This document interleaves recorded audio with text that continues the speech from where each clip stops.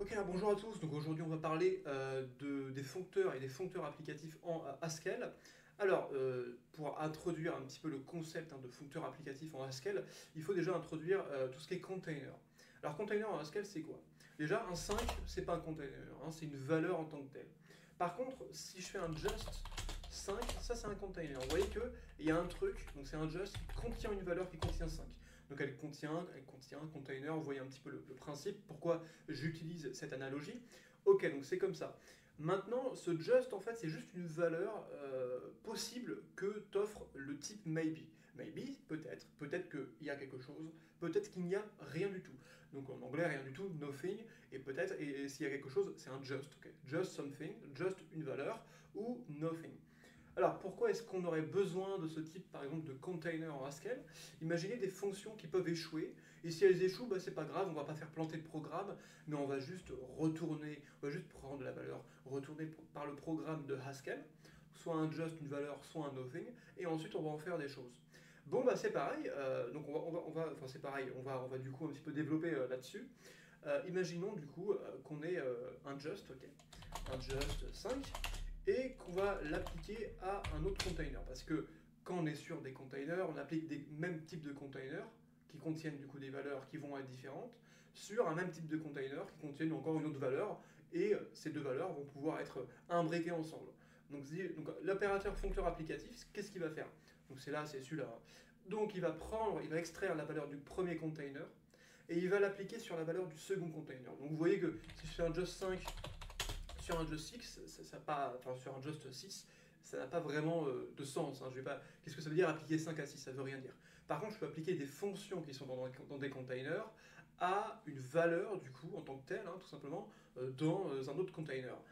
Par contre, voilà, si j'avais une fonction, donc là, si je veux juste une fonction qui prend un argument, donc par exemple, où j'ai déjà mis l'argument à droite et que je fais un just 6, bon, c'est trop bien, tu vois, ça m'a fait, c'est exactement comme si ça m'avait fait un just de quoi? Un just de la fonction plus 5, et on va appliquer l'argument 6. Ok. Maintenant, imaginons que j'avais du coup évidemment une fonction avec qui prenait pas juste un argument, mais deux arguments, comme un just plus comme ça. Bon, bah là, vous voyez que ça n'a pas vraiment marché, parce qu'on n'a pas assez d'arguments. Donc ce qu'on va faire, c'est que quand je vais appliquer évidemment mon plus à un 6, ça va retourner une fonction qui va elle-même prendre un argument, comme je l'avais expliqué dans les vidéos précédentes. Donc, on va faire quelque chose comme ça, et on va remettre un applicateur de foncteur applicatif tout simplement pour vraiment tout simplement mettre une autre valeur qui va pouvoir être la dernière valeur appliquée. Donc là, on va faire 6 plus 7, ça fait 13. Just 13. Ok, donc là, vous avez un petit peu compris le truc. Donc là, déjà, c'est les foncteurs applicatifs. Il y en a pour pas mal de choses. Un foncteur normal, c'est quoi? C'est un foncteur avec moins de muscles. C'est juste littéralement une fonction. Donc si je mets un plus, par exemple, et que je l'applique, alors là, c'est pas le même, comment dire, c'est pas du tout le même opérateur. C'est ce qu'on appelle le foncteur, enfin c'est l'opérateur map. Donc c'est un opérateur de foncteur normal et qu'on va appliquer par exemple à just 5 et lui par contre. Donc là, si on applique, alors, attendez, si on applique par exemple la fonction qui prend juste un argument, donc plus 4 à just 5. Donc là, il n'y a pas besoin d'extraction évidemment de la valeur, vu qu'on est directement sur une fonction. On n'est pas sur un container. Donc on va juste prendre cette fonction-là et après l'appliquer sur la valeur contenue dans le second container, ce qui va me faire en l'occurrence un just 9, tout simplement. Et pareil, si j'avais par exemple juste un argument, enfin deux arguments, enfin un argument sur une fonction qui prend deux arguments, ça marche pas. Et donc là, il aurait fallu que, par contre, là, comme ça va me faire un just de la fonction plus 5, que j'applique là, parce que là, du coup, on a un container. Là, vous voyez que là, ça va nous créer un container. Et comme on a un container avec une fonction appliquée partiellement, donc dont il lui manque un argument, ou plus, là, il lui manque juste un argument, on va réemployer cette fois-ci l'opérateur foncteur applicatif sur un autre argument, donc donc là ça fait bien just 6. Donc là c'est un petit peu voilà, les trucs un petit peu de base. Je vous ai présenté un des containers les plus utilisés en Haskell, il y en aura d'autres. Les listes sont elles-mêmes des containers. Imaginez par exemple, alors là justement je voulais parler des listes dans cette vidéo-là. Alors, ok, donc là c'est parti pour parler des listes en tant que container, parce que là c'est des containers en tant que tel, donc on peut appliquer des foncteurs applicatifs et des foncteurs normaux. Voilà, si j'ai le fameux map qu'on a dans quand même pas mal de langages de programmation qui fait dire que waouh, on a une partie fonctionnelle dans chaque langage impératif, mais bref, donc toi techniquement si je te fais un map 2 plus 2 par exemple sur une liste qui va de 1 à 12, en fait, c'est juste du sucre un peu syntactique pour te dire que j'ai la fonction, par exemple, plus 2, qui est appliquée avec un foncteur normal, parce que map est un foncteur, donc on va l'appliquer comme ça à une liste qui va de 1 à 12. Donc c'est exactement la même chose. Donc là, évidemment, j'ai juste utilisé un map, donc un foncteur normal, un petit peu moins musclé, parce qu'il ne va pas rechercher une valeur dans un premier container, il va juste prendre la valeur en tant que telle et l'appliquer par contre du coup aux valeurs contenues dans le second container. On a un truc comme ça. Pareil, hein, si j'avais juste là pour une application partielle de fonction sur toutes les valeurs dans le premier container qui est la liste, et évidemment il faut que je l'applique à un truc, un nom de container qui contient juste des valeurs par exemple. Un truc qui fait 1 par exemple. Donc là on a juste additionné 1, on va additionner 2 comme avant, à toutes les valeurs de la première liste. Et là, bon, les listes en tant que container, en fait, elles ont un comportement aussi un peu étrange. Elles vont tester toutes les combinaisons possibles. Donc si j'avais mis, par exemple, que j'additionnais 1 et 2, en fait, ça m'aurait fait techniquement, hop là, plus 1, 1 plus 1 en fait. Ensuite, ça m'aurait fait quoi 1 plus 2. Donc en fait, là, je vais faire, au lieu d'avoir une liste qui contient 12 arguments, je vais avoir une liste qui contient le double d'arguments, donc 24, hein, tu vois. Ça me fait 24, donc ça m'a bien fait 1 plus 1, 2, ensuite 1 plus 2, 3, ensuite ça m'a fait 2 plus 1, 3 pareil, et donc là vous voyez, c'est pour ça qu'à chaque fois j'ai des valeurs qui vont se répéter entre elles, voilà, toutes les combinaisons possibles. Là on va peut-être parler aussi des applications, des compositions de fonctions aussi, ça peut être intéressant de parler de ça. Alors, comment est-ce que je vais composer des fonctions ? Ok, donc là on y va pour les compositions de fonctions dans des foncteurs applicatifs. Donc qu'est-ce qui va se passer ? Déjà, juste un truc, ça marche pas. Hein. Si je fais une composition comme ça, donc là tu te dis, ouais, c'est super, j'ai un plus 1 qui va là, et après j'applique 2. Donc un truc du style, un truc de ce style-là. J'ai un plus 1, ensuite là j'ai une fonction plus 1, et là je vais mettre l'argument 2. Mais ça marche pas vraiment, parce que en fait là, Haskell il va te dire, ouais, mais t'appliques 2 à quoi en fait ? Techniquement. Il va pas aller chercher plus loin, il va pas faire un appel récursif pour voir si tu as une autre fonction en fait qui prend encore un argument. Donc tu es obligé de faire un truc du style de ce style-là en fait, hein, de faire littéralement une fonction dans une fonction un petit peu bêtement comme ça, au lieu que ça déduise littéralement ce que tu veux faire. Donc c'est pour ça que pour faire une composition de fonctions avec l'opérateur point, tu es obligé, donc là c'était quoi ? C'était plus 1, c'était composé encore à plus 1. Bon là techniquement tu es obligé de faire un truc du style comme ça, voilà, pour te dire que en fait j'ai littéralement un truc de ce style-là. Donc je vais bien appliquer mon 2 à la première fonction G et je vais appliquer le résultat final à la fonction F. Donc comme on a ce point de vue-là, on peut parler maintenant de composition de fonctions dans des containers avec des foncteurs applicatifs. Donc par exemple, tu vois, si je vais faire un truc du style, donc je vais mapper la composition de fonctions, par exemple, donc je vais mapper normalement à un truc du style, attendez, un plus 1 par exemple, et un autre truc du style plus 2, tu vois. Et donc ça c'est un foncteur, ça c'est un container, donc je vais appliquer un foncteur applicatif pour toutes les valeurs du coup, donc qui sont dans une autre liste qui va elle-même être un plus 1 et un plus 2 par exemple, hein. Ça peut être aussi un plus 7 par exemple. Et là du coup je vais mettre les vraies valeurs, donc un truc du style 1 à 12. Là, petit truc, combien est-ce que j'aurai de combinaisons possibles ? J'aurai 2 x 2 x 12, ce qui me fait 48. Ok, 2 x 2, 4. 4 x 12, ça fait 48. Ok, super. Est-ce que ça marche ? Oui, ça marche très bien. Pourquoi ? Comment est-ce que ça a fait ? Techniquement, tu vois, là, en fait, donc ça a composé. Donc, ok, donc là, je vais faire une composition de fonctions avec un plus 1. Et là, du coup, la composition de fonctions, là, il manque un argument. Donc, c'est une composition, là, pour l'instant, qui est partielle. Et ensuite, du coup, je vais l'appeler avec un second argument pour finaliser la composition de fonction. Et donc, au final, j'aurai juste une énorme fonction duquel je vais appliquer toutes les valeurs qui sont contenues dans le dernier container. Et donc, évidemment, je vais aussi appliquer un foncteur applicatif parce que on est sur des containers de type liste. Hein. Donc, on est sur des containers de général. Donc là, combien ça me fait en termes de LENGTH, en termes de longueur, ça m'en fait bien 48. Donc, vous voyez un petit peu comment ça marche, un petit peu les listes.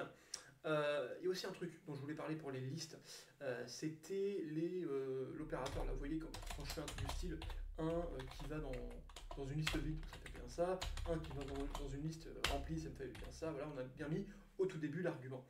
Ce qui marche aussi, ce qui est marrant, c'est que donc si je fais évidemment un truc de ce style-là, avec un appel un petit peu plus standard de fonction, donc que je vais faire un par exemple qui va dans une liste vide, ça marche bien. Le contraire évidemment ne marche pas, parce que je ne peux pas mettre une liste vide dans un truc, ça ne marche pas.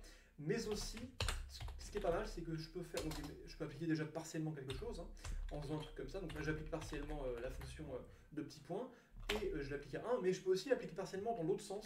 C'est-à-dire que je vais appliquer partiellement un qui va dans quelque chose, et ce quelque chose n'est pas encore désigné, et donc ça marche aussi.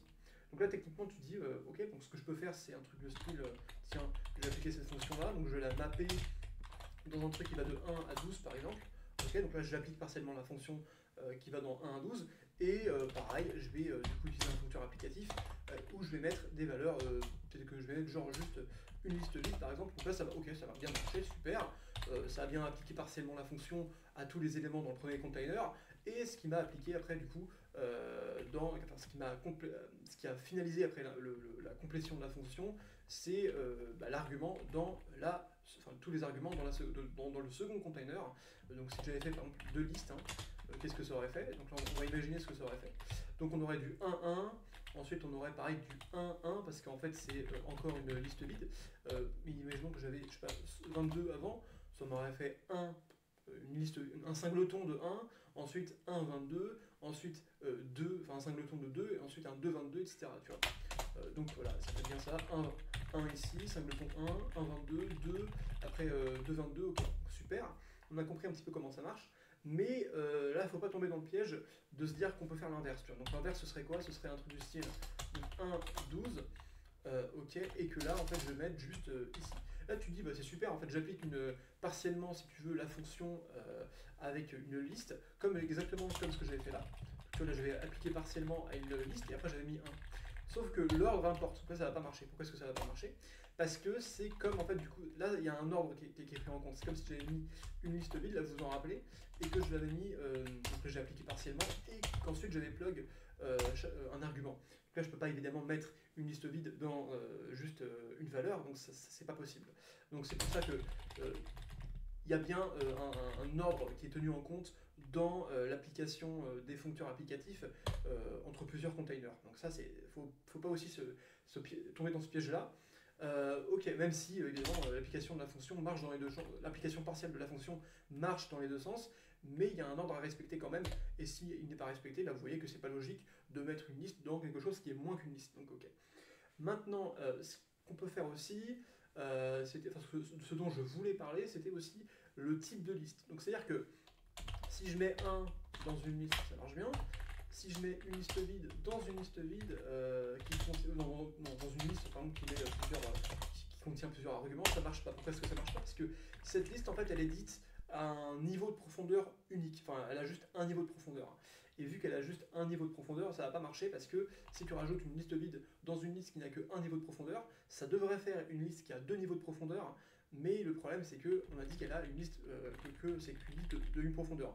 Donc, on peut pas changer son type, donc on est obligé de faire un truc déjà. Ça va pas marcher non plus. Alors que techniquement, ça marche pas.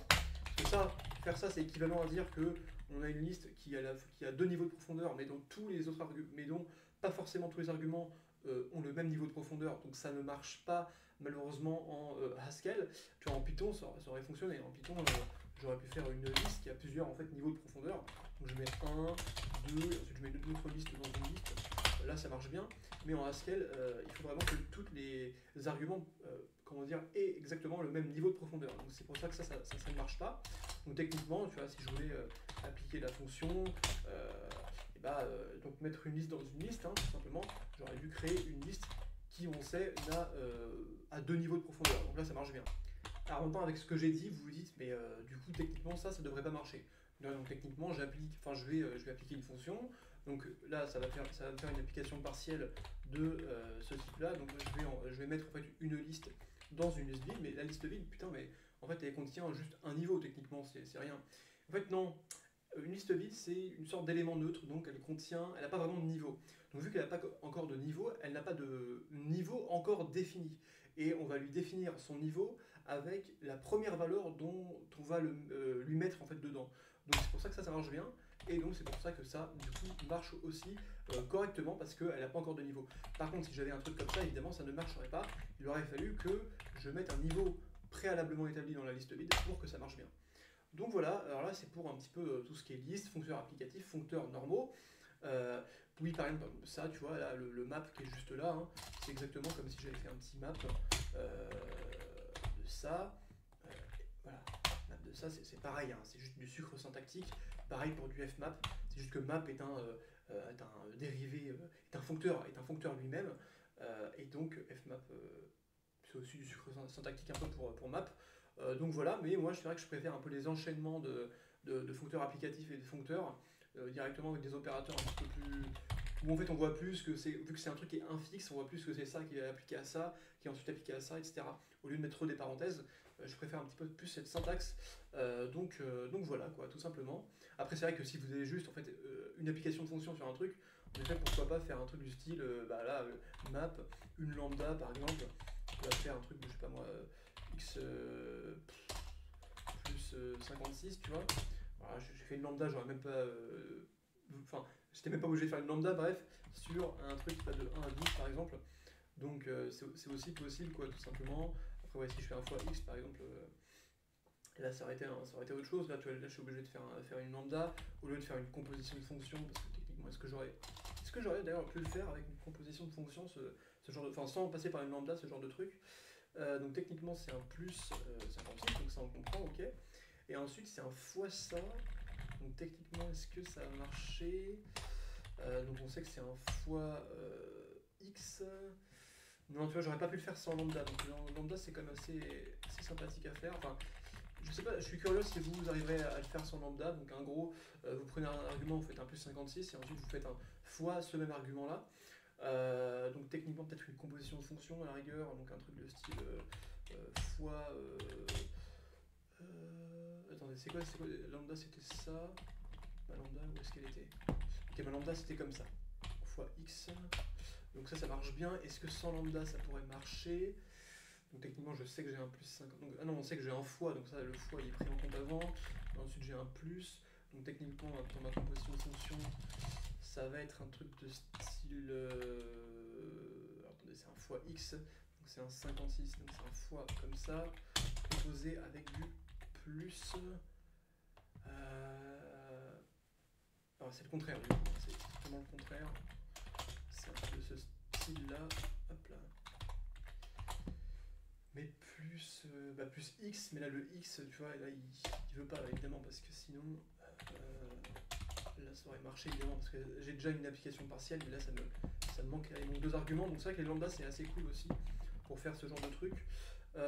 Donc voilà, ok, bah super.